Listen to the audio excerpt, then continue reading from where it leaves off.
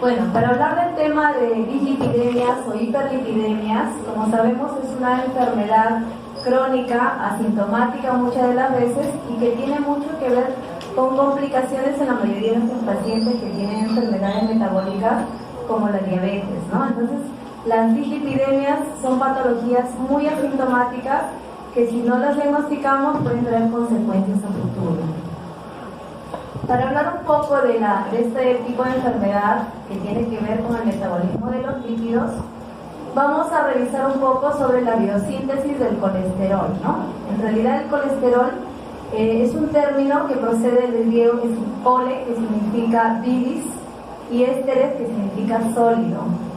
Fue identificado por primera vez en los cálculos biliares, ¿no? Y es aquí donde se va a ver la fisiopatología de este tipo de patología por este personaje, ¿no? Por Michel, quien lo denominó como colesterina, ¿no? Y actualmente se define como colesterolemia o dislipidemia. El colesterol es un esterol lipídico o es un éster lipídico que se encuentra en la mayoría de los tejidos corporales y en el plasma circulando, ¿no? Es esencial para la síntesis de muchas membranas celulares y para la formación, es precursor importante de la formación de hormonas esteroideas. Entonces, como podemos ver acá en este gráfico, el hígado es un órgano muy importante en el cual se va a metabolizar o se va a catalizar la mayoría del colesterol del organismo, ¿no? El 80% de este colesterol se fabrica en el tejido hepático. Y este colesterol, el 80% va a la bilis, en los tejidos periféricos, para cumplir ciertas funciones importantes, como lo vamos a poder ver acá, ¿no? Entonces el colesterol se encuentra en numerosos tejidos, por ejemplo en el hígado, que es el órgano más importante, en el cual más del 90% del colesterol se sintetiza en este órgano. En el intestino es muy esencial para la absorción del colesterol exógeno y para la biosíntesis del colesterol. En la médula espinal también forma parte importante, sobre todo en las vainas de mielina de los nervios periféricos, ¿no? Formando las almohadillas. En el páncreas, a través de diferentes enzimas, como la enzima colesterol esterasa, que va a estar activada por las sales biliares, va a convertir el colesterol libre en ésteres de colesterol a través de los ácidos grasos, ¿no? En el cerebro también es muy importante. ¿Por qué? Porque se encarga del desarrollo del sistema nervioso, sobre todo los embriones. Y otro punto bastante importante que tiene que ver con las complicaciones, en la mayoría de los pacientes con enfermedades metabólicas tenemos que el colesterol, hay diferentes tipos de colesterol, sobre todo el colesterol malo, de muy baja densidad, que es el LDL, va a formar parte de las paredes de las arterias, ¿no? Formando placas ateromatosas, que estas a la larga van a ser un factor de riesgo para enfermedades cardiovasculares y accidentes cerebrovasculares. Bueno, también es importante mencionar que las fuentes exógenas del colesterol provienen de la mayoría de los alimentos que son de origen animal.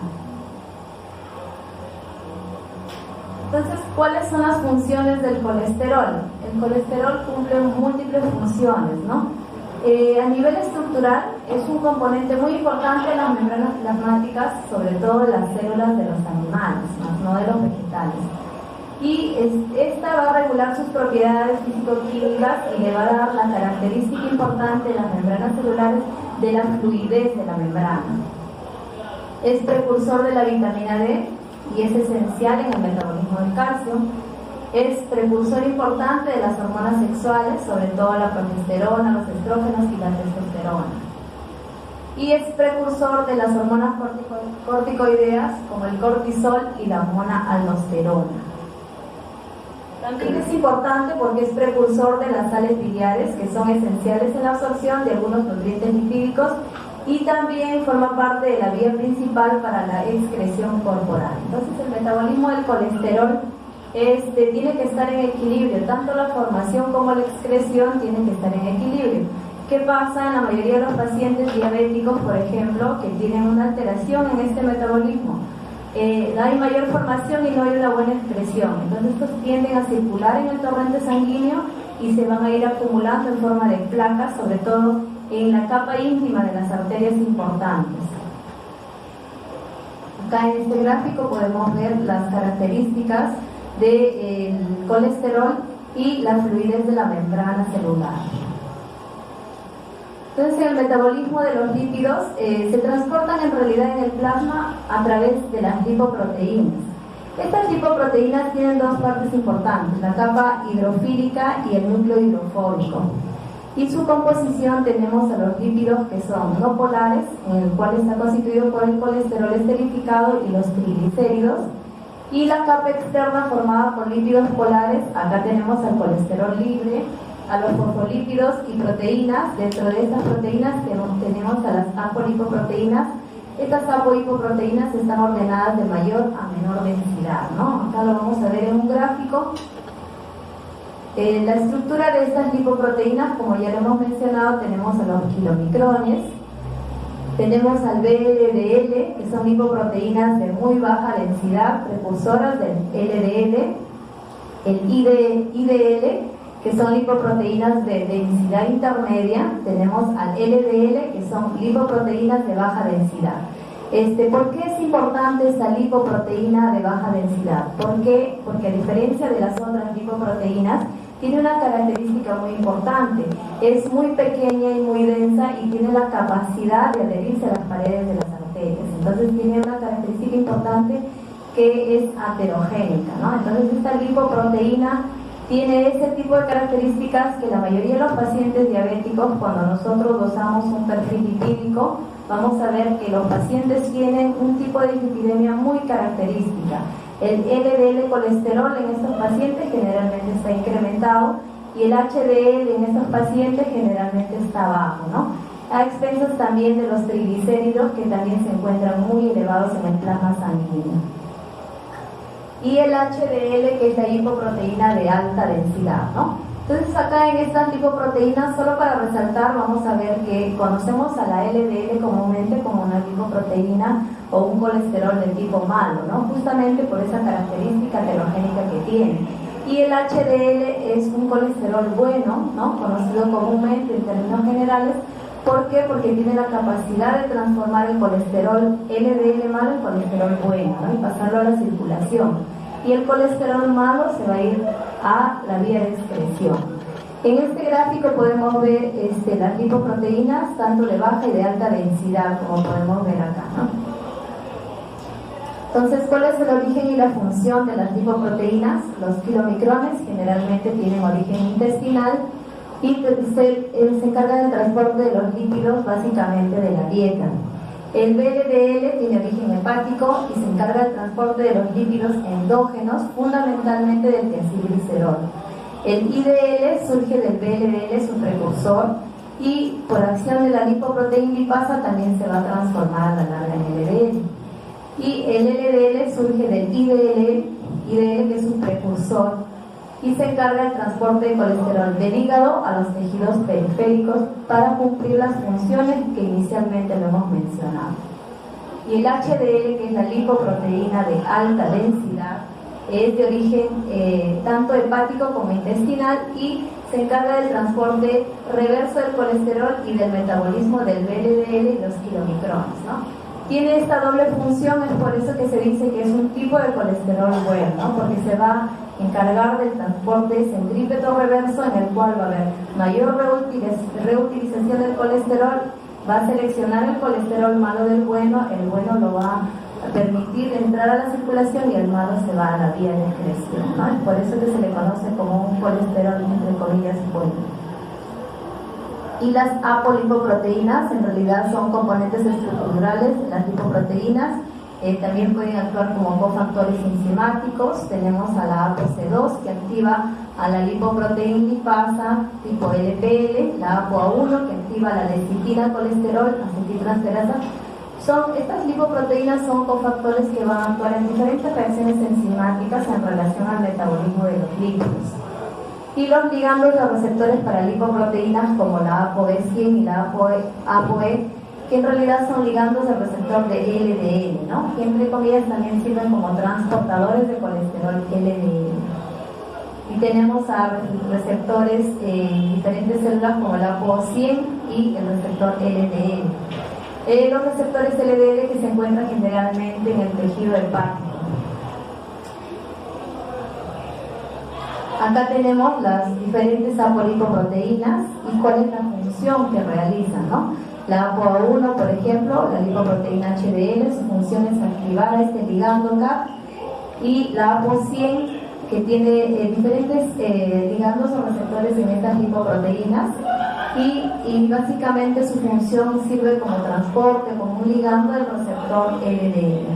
La ApoC2 también. ¿Por qué les menciono este tipo de apolipoproteínas? Porque hay enfermedades, hay problemas de dislipidemia genética familiar que básicamente tienen justamente el problema en este tipo de receptores, ¿no? Entonces son problemas que viene ya del trasfondo genético en una alteración en los receptores, y esto va a condicionar una dislipidemia de origen familiar, genética, un poco refractaria al tratamiento convencional. Entonces, en la regulación de la biosíntesis del colesterol, acá en este cuadro es para mostrar que el colesterol sufre múltiples procesos para poder metabolizarse en el tejido hepático. Se dice que hay como 20 reacciones enzimáticas las cuales van a permitir la formación del colesterol, ¿no? El acetil-CoA es el precursor. A través de la enzima acetil-CoA se va a fosforilar a la 3-hidroximetilglutaricoenzima A. Esta 3-hidroximetilglutaricoenzima A, que va a dar origen al ácido mabelónico, es muy importante. ¿Por qué? Porque justamente tenemos fármacos que van a actuar a este nivel. Por ejemplo, las estatinas, ¿no? Como la atorvastatina, justamente inhiben a este receptor para evitar la mayor formación de colesterol, sobre todo colesterol LDL. Entonces, en todo este proceso de diferentes reacciones enzimáticas, la fase final anaeróbica la realiza al final la formación del escualeno, que es un tipo de colesterol que tiene 30 carbonos, y este se va a transformar a través de diferentes reacciones enzimáticas al anosterol, y el anosterol, que ya viene a ser una fase aeróbica con utilización de oxígeno, este va a condicionar al final la formación de colesterol. Entonces, hay medicamentos que van a actuar en diferentes vías de la biosíntesis del colesterol para inhibir la formación del exceso de colesterol LDL. En el metabolismo de los lípidos, entonces, o las grasas, vamos a mencionar, la mayoría de nuestros lípidos provienen de la dieta, sobre todo la dieta de grasas saturadas. Esto va a condicionar una síntesis hepática para la transformación de los diferentes tipos de kilomicrones, como hemos mencionado, y al final también va a haber un depósito en el tejido adiposo. La mayoría de los lípidos, las grasas, sabemos que son moléculas que son insolubles en el agua, ¿no? Son hidrofóbicas generalmente. Este es el transporte lipídico, para ver que hay dos fases importantes, como hemos mencionado, la vía exógena y la vía endógena. La vía exógena generalmente está dada el colesterol, generalmente que ingresa por la dieta, se va al intestino. Básicamente en los enterocitos hay receptores para este tipo de colesterol. Estos se van a unir a apolipoproteínas como la B48 y la A1 para formar generalmente kilomicrones. Estos kilomicrones van a viajar por dos vías, tanto por los vasos linfáticos o los capilares, o directamente van a ir al hígado. En toda esta transformación hay diferentes reacciones enzimáticas, como hemos mencionado, en la biosíntesis del colesterol, y esos remanentes de kilomicrones en la transformación a través de los capilares y a través de la vía directa al hígado van a pasar generalmente al hígado. En el hígado tenemos diferentes receptores, tenemos receptores de los kilomicrones que van a permitir también la transformación. El 70% del colesterol LDL básicamente se va a catalizar en el tejido hepático y posteriormente se va a formar en colesterol LDL. Este colesterol LDL va a viajar a los tejidos periféricos, en los cuales también tenemos diferentes receptores LDL, ¿Para qué? Para transformarse, por ejemplo, en HDL, en IDL, que son precursores. Nuevamente van a regresar a la vía hepática, y esto a través del colesterol HDL, que permite ese transporte reverso centrípeto para transformar el colesterol LDL en colesterol HDL, que es el colesterol bueno. Entonces, todo este ciclo, como ven, se da permanentemente en el organismo. Entonces, ¿qué pasa en las personas diabéticas cuando hay un exceso del consumo de colesterol? Generalmente hay mayor producción de colesterol, básicamente el colesterol LDL, y los receptores se saturan generalmente y no van a poder captar la mayoría del colesterol LDL para transformarlo en colesterol HDL. Entonces, este remanente de colesterol LDL se va a ir acumulando en la circulación sanguínea, y es ahí donde nosotros vamos a detectar diferentes grados de dislipidemia en la mayoría de nuestros pacientes cuando nosotros hacemos una evaluación, ¿no? Para mencionar que el colesterol HDL se sintetiza, hemos dicho, en dos órganos importantes, tanto en el intestino como en el hígado. Interacciona con lipoproteínas que son ricas en triglicéridos y en los tejidos periféricos, captando el colesterol que va a transportar al hígado.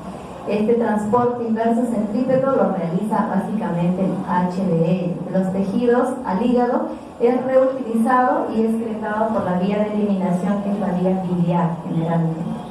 El colesterol HDL se menciona que tiene un efecto protector y previene el riesgo de enfermedades ateroscleróticas, ¿no? Enfermedades cardiovasculares. Se menciona dentro de los pacientes que, por ejemplo, tienen síndrome metabólico, tienen un colesterol bajo, HDL, tanto en varones como en mujeres. Los varones generalmente se acepta un colesterol HDL por encima de 40 y las mujeres por encima de 50.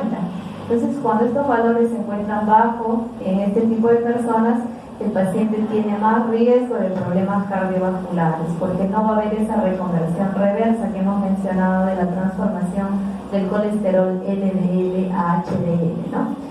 El HDL, entonces, el colesterol disminuye por ciertas condiciones o hábitos nocivos, por ejemplo, el tabaquismo, la obesidad, la inactividad física, va a condicionar mayor disminución del HDL. Los pacientes obesos con alguna alteración metabólica en la glucosa, con problemas de colesterol, muchas de las veces al dosar el perfil lipídico vamos a encontrar un colesterol HDL bajo, LDL alto, y los triglicéridos generalmente se encuentran elevados, ¿no? Básicamente por los malos hábitos de alimentación que tienen la mayoría de estos pacientes. Entonces, el HDL colesterol tiende a ser bajo cuando los triglicéridos generalmente son altos. O sea, esta es una relación en la que tienen la mayoría de nuestros pacientes metabólicos, ¿no? El triglicérido alto, el HDL bajo, ¿no? Sinónimo de un paciente con síndrome metabólico, porque son dos componentes importantes dentro de los criterios diagnósticos de síndrome metabólico. Y el LDL, hemos dicho que es el malo de la película, ¿no? Es el colesterol malo. Está fuertemente asociado con problemas de aterosclerosis y eventos coronarios. Son captados por macrófagos de la pared arterial y van a iniciar el proceso de aterosclerosis, con la captación de estos a través de sus partículas pequeñas y densas y el acúmulo formando placas ateromatosas en arterias que son importantes, ¿no? Pero también este riesgo se ve aumentado debido a otros factores, ¿no? Por ejemplo, el colesterol HDL bajo, el tabaquismo, la hipertensión y la diabetes. La mayoría de los factores de riesgo para enfermedades metabólicas tienen que ver con los problemas de aterosclerosis, tabaquismo, inactividad física y problemas de diabetes o no diagnosticado o mal controlado. Y los kilomicrones transportan las grasas de la dieta al hígado, y aquí tenemos a los diferentes kilomicrones, el VLDL, IDL y el LDL, llevan los lípidos endógenos, fundamentalmente el colesterol, básicamente a los tejidos periféricos. Los triglicéridos son ácidos grasos. Los ácidos grasos se almacenan en realidad como triglicéridos en todas las células para ser utilizadas como una fuente de energía, ¿no? Y están formados por moléculas, los triglicéridos de glicerol, a las que 3 ácidos grasos han sido esterificados para dar origen a los triglicéridos. Los triglicéridos básicamente tienen que ver con el metabolismo de los hidratos de carbono de absorción lenta, ¿no? ¿Cuáles son los metabolismos de carbono de absorción lenta? La mayoría de las harinas, las pastas, los fideos. En exceso generalmente va a haber mayor transformación de triglicéridos en sangre y mayor acúmulo de estas en la circulación periférica. Acá tenemos una tabla para ver cuáles son los valores normales de nuestro perfil lipídico. El colesterol total, los valores normales menos de 200, hay un límite alto cuando sobrepasa mayor de 240. El LDL colesterol, esto tiene unos puntos de corte en general, una población en general, pero en pacientes diabéticos el valor de colesterol es un poco más bajo, sobre todo si un paciente diabético ha tenido un infarto al miocardio previo. Es un paciente que el LDL colesterol tiene que estar menos de 70, ¿no? Por el riesgo nuevo de tener un nuevo evento coronario o un accidente cerebrovascular.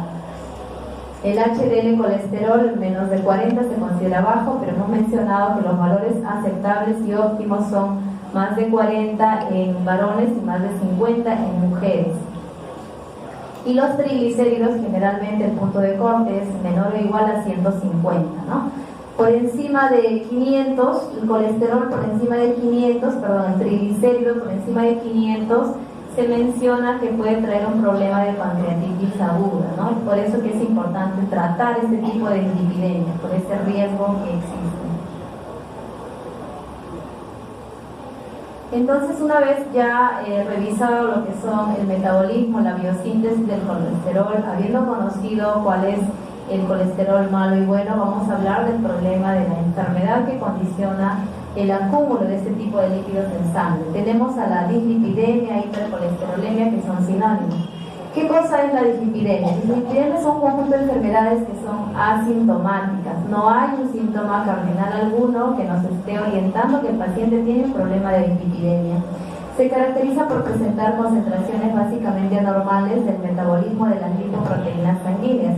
Dentro de esto tenemos a colesterol total, triglicéridos, colesterol LDL y colesterol HDL. Las dislipidemias son importantes porque son una de las principales causas de morbimortalidad, de enfermedades cardiovasculares, de enfermedades coronarias, de accidentes cerebrovasculares y sobre todo de enfermedad arterial periférica. La enfermedad cardiovascular es la primera causa de mortalidad en la mayoría de nuestros pacientes diabéticos. 1 de cada 6 muertos en Estados Unidos son por causas de enfermedades cardiovasculares. Entonces es un problema, una comorbilidad bastante importante porque nuestro paciente diabético generalmente no fallece de una glucosa de 500, de 600. Muere básicamente por una complicación de su enfermedad. ¿Cuál es la complicación de su enfermedad? Los problemas de aterosclerosis que van a condicionar infarto del miocardio y enfermedad cerebrovascular. Por eso es importante tenerlo en cuenta y darle tratamiento oportuno para prevenir este tipo de problemas. ¿Cuáles son los factores de riesgo para una enfermedad cardiovascular? Tenemos factores de riesgo modificables y factores de riesgo no modificables. Dentro de los factores de riesgo modificables hay factores que son proinflamatorios. Dentro de los factores proinflamatorios tenemos un paciente con obesidad, que es un paciente que tiene una fisiopatología múltiple. No solamente el tema del paciente con obesidad es el peso, sino que tiene otro tipo de alteraciones endógenas que van a condicionar problemas de aterosclerosis, también tiene problemas de coagulación, tiene riesgo de cáncer, tiene riesgo de enfermedades metabólicas y una serie de problemas más. El estrés también es un factor de riesgo. Los pacientes con estrés, con ansiedad, tienen mayor apetito, tienen más ganas de comer por ansiedad, por estrés. En realidad, el problema de la obesidad se está considerando como un problema metabólico en sí, que lo ve endocrinología, pero se está viendo que básicamente es un problema de conducta que tiene que ver con los hábitos de alimentación, que tiene que ver con el estado de ansiedad de cada uno de los pacientes. El problema de colesterol elevado, que se puede modificar. Los pacientes con dislipidemia se puede modificar su estilo de vida y se puede dar tratamiento según sea el caso. Factores infecciosos que también pueden condicionar problemas o riesgo de enfermedad cardiovascular, factores procoagulantes, hipertensión, el hábito tabáquico, la mala alimentación y el sedentarismo, que son dos factores importantes que la mayoría de las personas no tienen la costumbre de alimentarse adecuadamente y no tienen el hábito de hacer actividad física, teniendo ya factores de riesgo, ¿no? Que se pueden modificar. Y los que son no modificables tenemos la edad, ¿no? Se dice que la mayoría de los pacientes más de 45 años en adelante son pacientes que tienen más riesgo de problemas metabólicos. Un paciente ya de 45 años con antecedentes de diabetes, hipertensión, entonces un paciente que tiene doblemente riesgo de hacer un evento coronario, ¿no? Por la edad y por las comorbilidades que tiene. La historia familiar también es muy importante. En los problemas de aterosclerosis, este dato es muy importante en el momento de la anamnesis. Cuando un paciente se acerca a la consulta y ustedes le preguntan si tiene antecedentes familiares de algún infarto al miocardio, de un accidente cerebrovascular, si es que menciona que papá, hermano, falleció de un infarto a los 40 años, entonces es un factor de riesgo bastante importante tomarlo en cuenta y debemos empezar ya el tratamiento con el paciente, modificando los estilos de vida de porque este paciente, al igual que la diabetes, que es una enfermedad que tiene herencia genética, también puede tener riesgo de tener un evento coronario más adelante. Y el género, pues, ¿no? Masculino o femenino, generalmente los pacientes más de 45 años, varones y mujeres, tienen un riesgo elevado de producir problemas cardiovasculares o eventos coronarios, si que tienen las comorbilidades preexistentes. En cuanto a la epidemiología, la prevalencia global de las dislipidemias es muy variable, tiene que ver bastante con la carga genética, tiene que ver con la dieta, con el ejercicio, básicamente con los estilos de vida, ¿no? En México, un 23.6% de la población general con dislipidemia, en Estados Unidos más, debido al consumo de alimentos ricos en grasas saturadas. En Japón 7%, porque la alimentación es un poco más balanceada. Y la hipertrigliceridemia también tiene que ver, es más a predominio, por ejemplo en Estados Unidos un 34% y en México 14.5%, ¿no? Los pacientes con problemas de dislipidemia desde los 20 años, hay pacientes jóvenes que tienen problemas de dislipidemia a temprana edad, tienen alto riesgo de sufrir un evento coronario, un infarto miocardio, enfermedad cardiovascular o una insuficiencia arterial periférica, ¿no? Debido a que estos pacientes generalmente ya tienen problemas genéticos y probablemente ya estén formando placas ateromatosas en las arterias importantes de su organismo. Entonces, este tipo de pacientes, justamente las guías también mencionan, si son pacientes menores de 21 años con factores de riesgo, como estamos mencionando, estos pacientes son candidatos a tratamiento farmacológico, inicialmente cambiando su estilo de vida. Hay una clasificación fenotípica de las diferentes dislipidemias. Por ejemplo, tenemos la tipo 1, en la cual está implicada la lipoproteinemia o kilomicrones. En esta básicamente está alto a predominio de los triglicéridos en relación al colesterol. La tipo 2A, la lipoproteína implicada es la LDL, y el triglicérido generalmente está normal, pero está muy incrementado el colesterol, sobre todo el colesterol total, el colesterol LDL. La 2B, la lipoproteína implicada, la LDL y la VLDL, que es precursor de la LDL. Acá generalmente los dos tipos de lípidos están alterados, tanto el colesterol como los triglicéridos. La 3 está implicada la IBL, generalmente los triglicéridos están incrementados en este tipo de pacientes. Estas dislipidemias fenotípicas se dan en cierto tipo de pacientes que no tienen muchos factores de riesgo, por decirlo así, para enfermedades metabólicas, ¿no? Personas jóvenes, hay que hacer un estudio genético para ver qué tipo de dislipidemia tiene, ¿no? Y la dislipidemia 4 y 5 también tiene que ver con el VLDL y generalmente es a predominio de los triglicéridos. La mayoría de estos pacientes tienen muchas de las veces el colesterol total normal, pero sí tienen triglicéridos altos y generalmente son gente joven.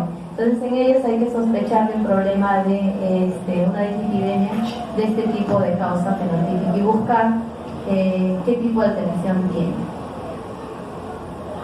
Entonces las dislipidemias primarias o fenotípicas o genéticas llamadas también, tenemos los diferentes tipos.